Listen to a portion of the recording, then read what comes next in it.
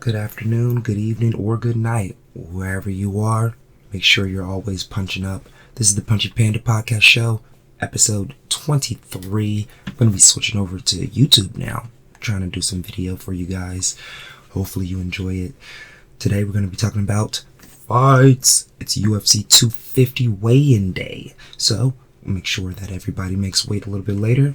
Follow me on Twitter for that. But I'm going to break down these fights in nice little packages for you guys. First off, I'm going to give you the Panda picks for this weekend. If you don't got time, here are the 3 fights that you must watch. And I'm going to give you one for each level of the pay-per-view. So you come in early, come in late. Just make sure you get these fights inside.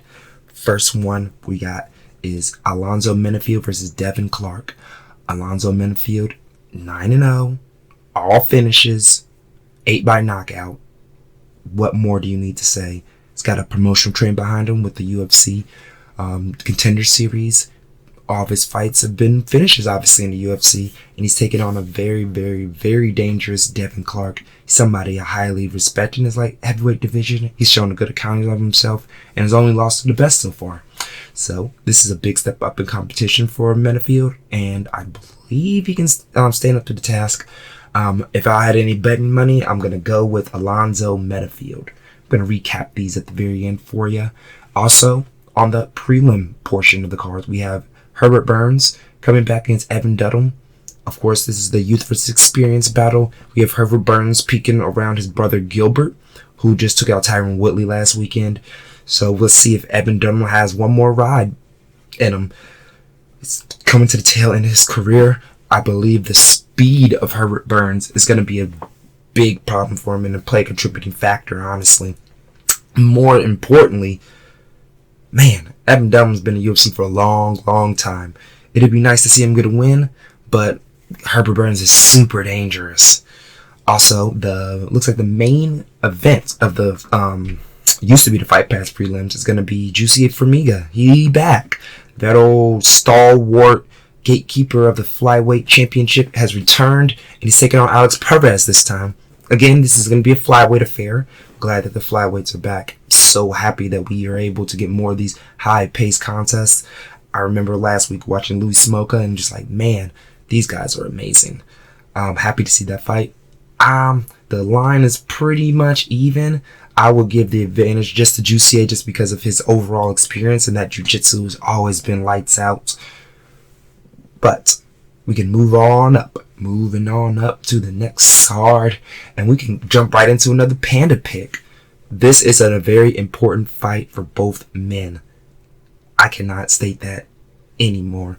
Charles Byrd, coming off his first loss in the UFC, is taking on Coconut Bombs, also coming off his first loss.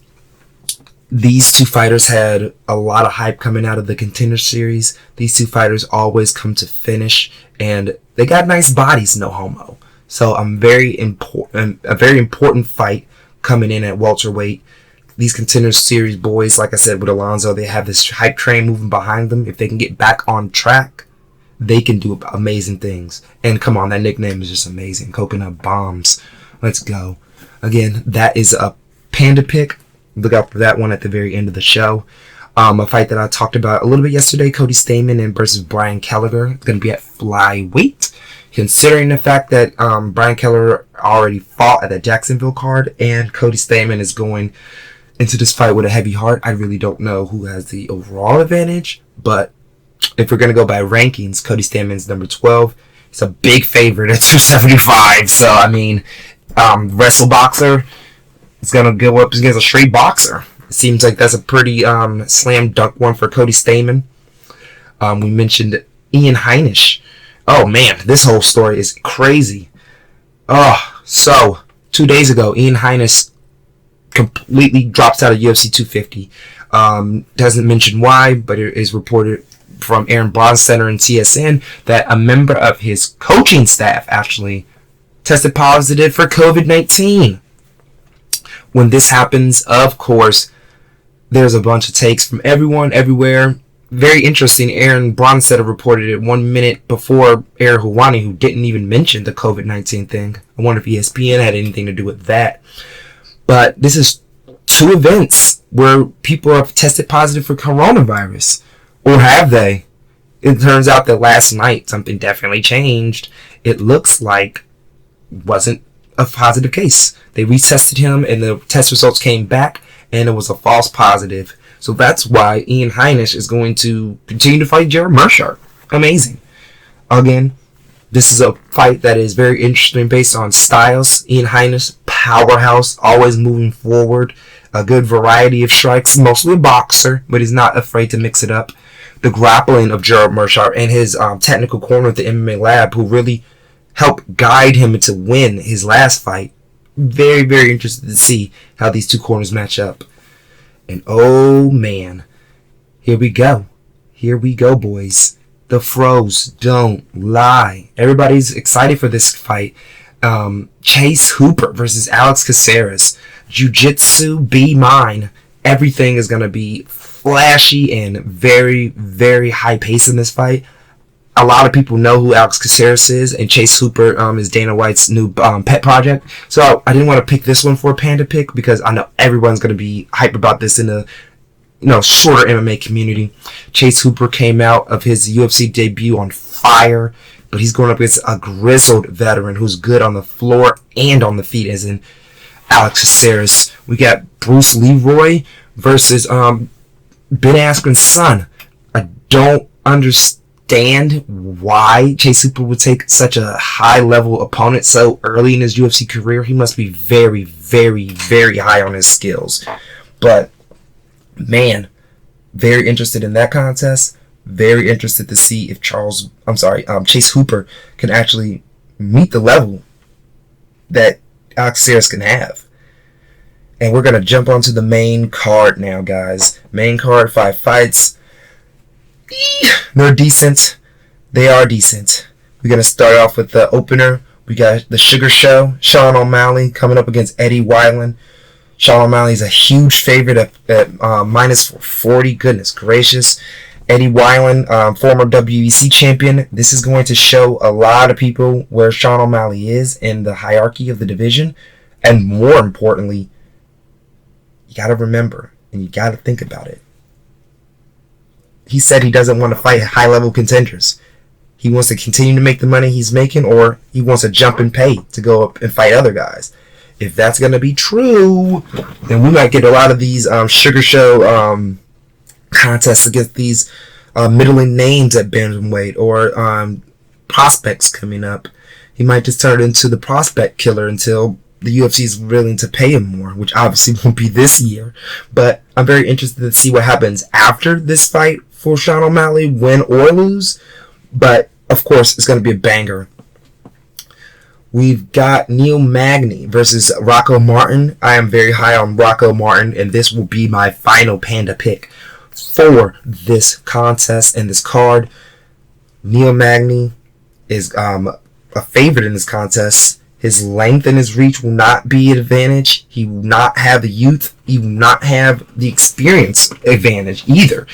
Anthony Rocco Martin, of course, newer to the UFC, but is tenacious as hell. He's fought in 2 different weight classes. Came off of that Damian Maia loss, bounced right back. Very, very interested in what he can show us. More importantly, Neil Magny has been a stalwart of the welterweight division for almost a decade. He's looked good and bad, up and down. It looks like he's out of the contender pool for now. But if he can hold off Rocco Martin, maybe he has another run in him. Again, this pick is more about where these folks are at in their career now. We already know what they can do. We're looking to see what they have left in the tank. Rocco Martin looks like he was on the up and up. Got smashed by Damian Maia, and now he bounced back. But this is another veteran contender in Neil Magny. Let's see what he got. The last couple of fights we got are going to be at bantamweight, baby. Aljamain Sterling versus Cody Sandhagen, and Cody Garbrandt versus Rafael Sunsao. Woo-wee. Let's start off with Aljamain. Aljamain Sterling has bounced back and looked outstanding since his loss to Marlon Moraes. It looks like a completely different person. He's using his hands more, keeping distance, only going to wrestling when he needs to, and his variety of kicks have just been exponentially going up and up. He's more confident, and it shows. His length is not going to be a factor in this fight, so I'm very interested in that. But with Sarah Longo and his team, I'm pretty sure they're coming up with a good game plan to take off the very, very tricky Corey Sandhagen. Core's life has just been on a roll. Taking on a Sunsao opened up a lot of people's eyes, and they feel like he's the future of this division. Future, now, we'll never know.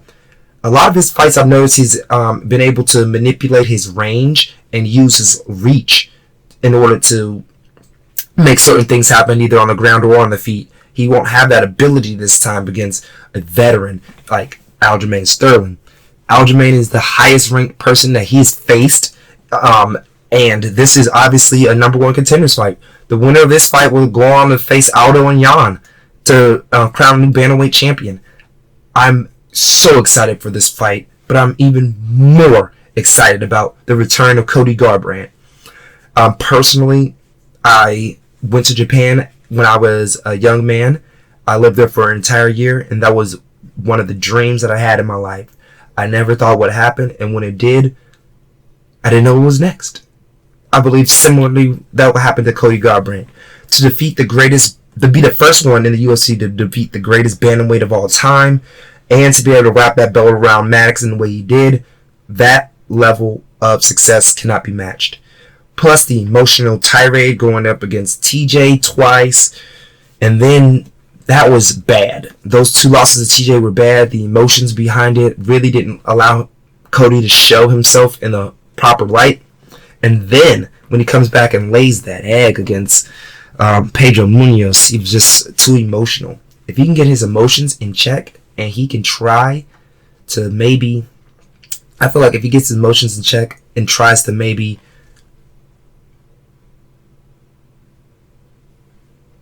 use that new beard, we could have something very important to happen in this entire division. It's a huge division at the moment.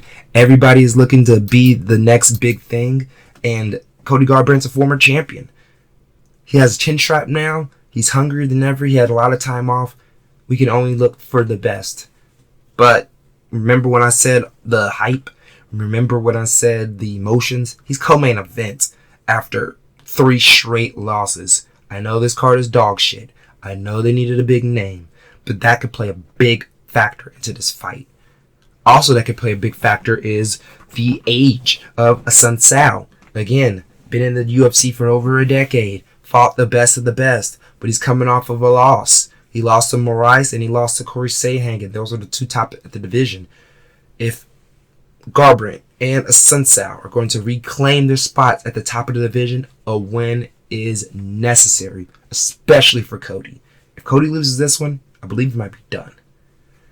And now, you know what's next. And finally, I'm very impressed with the UFC marketing on this featherweight championship fight between Amanda Nunes and Felicia Spencer. They're giving her a chance. And one thing that a lot of people are making a big deal about that I don't think that they're really paying attention to this main event is that 25-foot cage. Felicia Spencer is a crowder. If you allow her to crowd you and she's able to get on top of you, I believe her size may carry her further into the fight than people will believe. I don't know if she can win this because Amanda Nunes is amazing on the ground, but we all remember Valentina Shevchenko late in that title fight. She was able to do a lot of damage on the ground and was able to close that distance and close the gap between the scorecards. So if Amanda gets tired, we could see something amazing out of Felicia Spencer. We've been looking for a Canadian champion for a little bit. I believe this fight has to do with space and timing. If Amanda is able to keep her distance and the timing of her strikes, she will have no problem taking on Felicia Spencer. The problem is, Cyborg had a lot of room and she still went to a decision. And that wasn't 5 rounds. Imagine if you have less room and more rounds. Do you have the experience and do you have the tenacity to go up against somebody like Felicia Spencer? I cannot wait for this fight. I cannot wait for this card. It's been amazing, guys.